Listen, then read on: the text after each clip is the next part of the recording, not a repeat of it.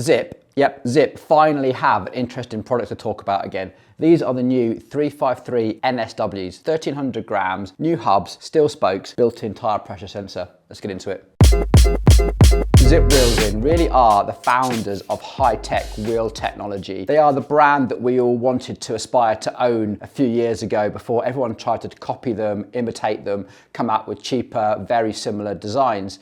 So to see Zipp try and claw their way back up to the top is fairly interesting. Now they brought out the 454 NSWs with this new rim profile, but the big news here is these new hubs, which are significantly lighter and a whole lot simpler as well. In fact, the whole wheel set is very impressive, a legit 1300 grams. In fact, I'm going to weigh these for you now.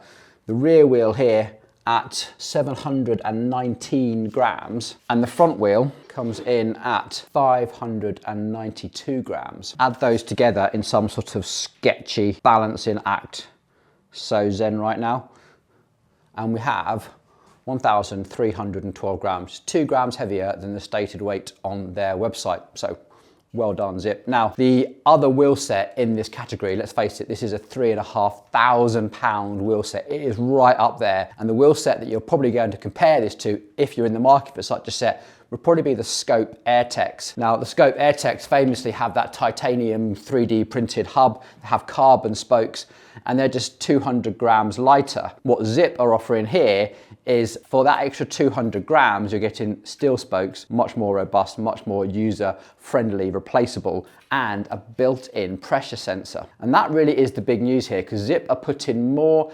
emphasis on the wheel tire combination and the pressures to help you get that extra speed than they are that precious 200 grams. And I'm kind of with them. I think you would probably notice more of a pressure release in your wheel, or the difference between 2 or 3 psi in your tire, more than you would probably notice 200 grams of weight on your wheel set. Again, get your thoughts in the comments below on what you think to that comment. With that in mind, let's talk about how they've actually integrated this tech. It's actually fairly interesting. Now, the first thing I noticed, the valve is relatively standard, but it does have these 2 little red O-rings here and a little hole through the center here. So this is a user replaceable part. You can take these out, replace them as they get gunged up and worn out and broken, whatever. This is very easy to replace. Then the actual module itself comes out and looks like this. Now this works on the SRAM access system, so it will synchronize with your phone app and all your head units as well. So you'll get a live readout of your tire pressures actually on your Garmin, Wahoo, and all that sort of thing. It's basically a Quark tire whiz built in. To access this, you've got a little pressure sensor here on the outside, give you a little LED indicator light. We flip this door open. This is all very waterproof. I'm trying to find the IPX rating on it, and it's not jumping out at me. I really hope this is very, very waterproof. Anyway, you pull this section out here and you have a standard 2032 battery in there.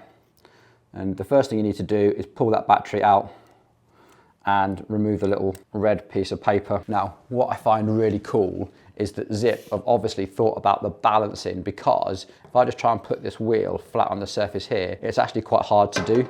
It naturally just wants to fall to the edge where this isn't. This confused me at first, but it's obviously there to balance it, because the second I put the tire whiz back in, the wheel balances again. So there must be another little weight over here to counteract this and put the wheel back into balance. Now, hubs. The front hub, to be honest, has just had an extreme amount of machining away. It's just reduced an awful lot of material to get it down. They're still using the same standard bearings, still using the same standard top caps. Nothing much to report there. In fact, using a standard steel spoke as well. So technology in this is really the weight reduction in the actual carbon, which we'll get onto in a second.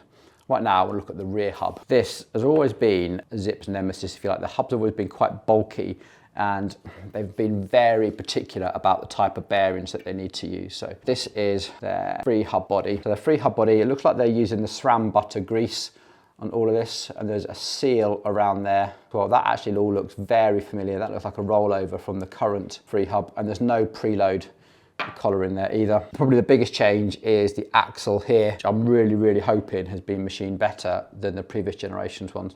but 60 points of engagement, and you can see how much material they've slimmed out through here. And that spoke design, just a 1-2 cross on both sides. Actually looks very smart. Onto the rim then, and the elephant in the room is that it is hookless. Now, before you all switch off and go, ah, I think we're probably at the stage now, finally, where hookless is almost come of age. Like tyre technology, regulation, safety standards is probably only just now ready for the hookless generation. Is that the right word? I don't know. But I feel like I'm ready to look at hookless again, knowing that there's a whole bunch of stuff out there, but it still comes with some faff, shall we say. They're starting to do things like label things properly. So right here, we've got a little sticker that says TSS. Again, that language, tubeless straight side, is now starting to become more common in cycling dialogue, and it tells us the exact max pressures. So for a tyre 30 to 34, max is 65. So it's actually written there really clearly next to the valve. The other thing that's really happening in hookless is we are starting to see tyres properly made for it. And I don't just mean they are hookless compatible. Like Vittoria have actually launched an entire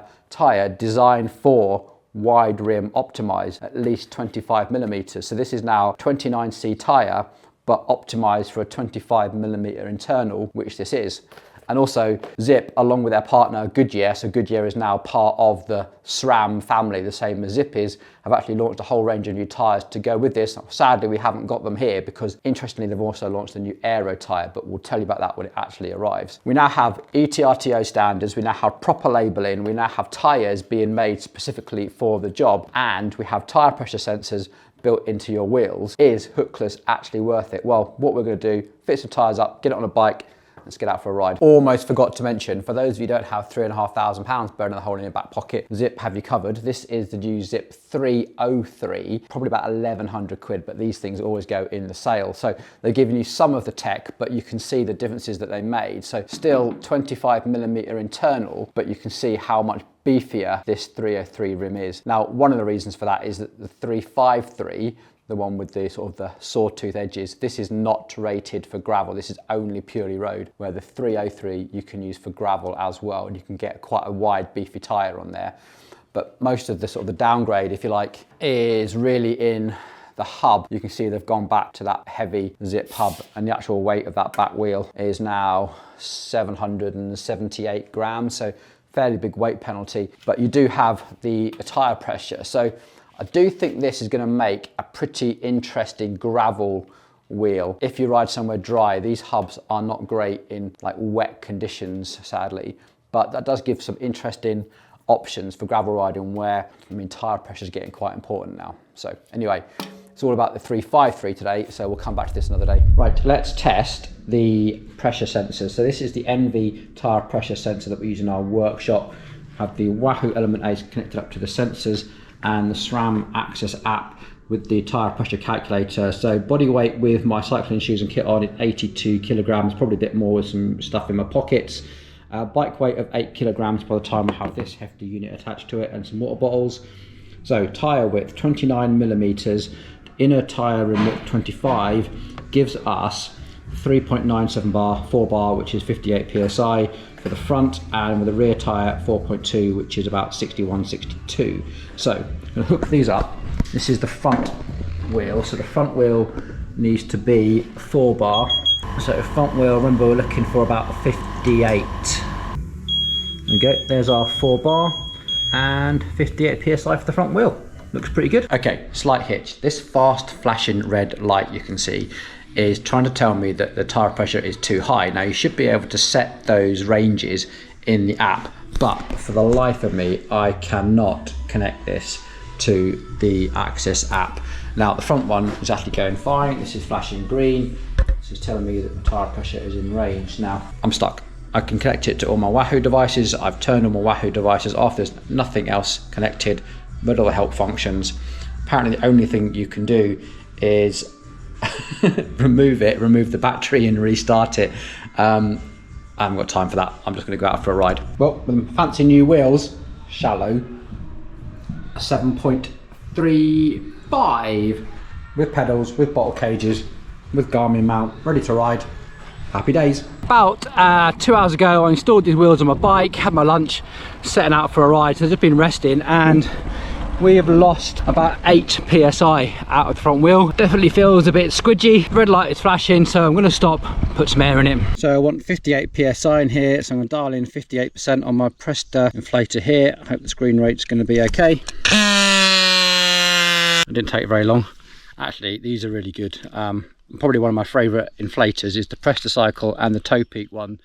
They're fast. The battery seems to last like 5, sometimes even 6 inflations, and they're great for little jobs like this, fine-tuning your tyre pressures. Anyway, back to the ride. Right then, we are at optimum tyre pressures, and I have to admit, it feels pretty good. I do quite like the SRAM tyre pressure calculator. Seems pretty reliable. Pretty much gone on what they say and never felt the need to adjust it, and that applies the same with these really wide rims and these wide tyres. On the climbs, as you can tell, slightly out of breath. The wheels, to be honest, perform exactly how you'd expect a set of 1300 gram stiff wheels to respond, to be honest. They climb nice. What I really want to do is see how they descend and what they're like with a bit of speed. Top of the first climb. I don't have a lot of time to ride today. The embargo deadline is literally a few hours away, so I'm trying to do the best I can, try to get on top of all the hype before you get bombarded with GCN and Bike Radar reviews. Anyway, down there is the town of Kendal. Right here are these wheels. One thing we haven't talked about is the profile of these, sort of designed for wide wheels Vittorias on this rim. So 29mm, they actually measure more like a 31 point something, so much more like the Michelin Power Cups in a 30 you've seen me riding. But you'll see from there's no ballooning of the tyre at all. It is pretty much a straight side, and you get a nice curvature of the tyre. I do like these tyres actually, these are going well. One little point to bring up just before I set out, I managed to get in contact with the guys at SRAM about how you set the tyre pressure ranges in the app, and apparently the app is going to get an update on the day that the embargo lifts on these wheels. So when you update the app, you should be able to pick up these tyre sensors easily enough and then set the parameters where you want the high and low pressure warnings. The thing I do like about this, I think a set of wheels is all about confidence. Like, you will go as fast as you are confident to ride, and think about all the things that get into the back of your mind when you want to go fast. Like, is my bike safe? Is something rattling? Am my tyre pressure's okay? Am I going to get a puncture? I always think that the more things you can do to give yourself confidence to really push it, that's where you find speed, not necessarily from saving a few grams here and there, because I tell you, if you've ever ridden a really lightweight bike, they do not feel confidence inspiring to ride at any sort of speed. So with that in mind, I am actually really liking the fact that I can quickly flip to a screen and see what my tyre pressures are going to be before I hit descent. That way I know that I'm fully inflated, I'm safe, because when you're climbing, you're not so in tune to it. It's not really until you start descending and something feels a bit washy. By that time your mates have taken off down the hill and you're gone. Now I have noticed, because these are brand new, the first time I've used them, that all the sealant hasn't really got to where it needs to be. The back is holding pressure really well, but the front does seem to be leaking, and it's been getting better throughout this ride. It's now just lost 2 psi, so I'm going to top it up again. Hopefully that's the last time, and see if it holds pressure. So I mean, anyone that's had tubeless setups before will know that normally the first ride, while the tubeless sealant does its job, you sometimes lose a bit of pressure. It's nice. I won't say it's rare, but it's not uncommon, if you like, that you lose a bit of pressure on your first ride. We go, we are on 58.63, this is front wheel, this is back wheel. Downhill from here, let's go. Okay, they descend great, silky smooth, very confidence inspiring, exactly what you'd hope for out of a set of wheels, whoa, that cost £3,500. Very impressed, well done Zipp. Right then, some attempt at some final thoughts. My thinking right now is that any wheel at the sharp end of this market is gonna take some very progressive thinking. The Scope AirTech's no difference. They have those titanium printed hubs we've already seen reports of failures about. I mean, they're pushing the boundaries of what's possible. Of course that's going to happen. Early adopters in any industry, any hobby, knows that if you're the first to market, you're normally having to contend with bugs and issues. It's not until it becomes a mass market adaptation that we expect all those to be sorted out. These wheels, I think, put Zipp back at the sharp end. The rims are definitely super light. The fact they've got that weight and they've even added a tyre pressure sensor in there and made them a competitive weight, there's definitely some impressive stuff going on with that technology. The fact they're sticking with steel spokes when it's very easy to pick up carbon spokes these days, and they could have just followed that trend. They haven't. They've stuck with the steel spoke thing. And the hubs, definitely been listening to the feedback and sorted those hubs out. I really hope that they prove to be durable. It looks like they've simplified them. The free hub sounds nice as well. I've got no complaints about them. Here's the thing for me. Every single person that takes any sort of sport really seriously obsesses over details, and cycling is like the king of sports for the obsessive people. And you can either obsess over weight, you can go down to all the weight weenies forums and weigh everything on precise grams and make spreadsheets and try and get your bike as light as possible, or you can obsess over things like aerodynamics and tire pressures and rolling resistance and friction, and you start waxing your chain. I think you tend to fall into one of those two camps as a rider. I am definitely the sort of rider that falls into the camp of rolling resistance. I like tires. Tires are like my thing. I like trying different tires, and I get tire pressures. That's the sort of thing that makes me ride faster. When I've got a really good set of tires at the right pressures on a really nice stiff frame and a nice set of stiff wheels, I feel superhuman. I feel great on the bike.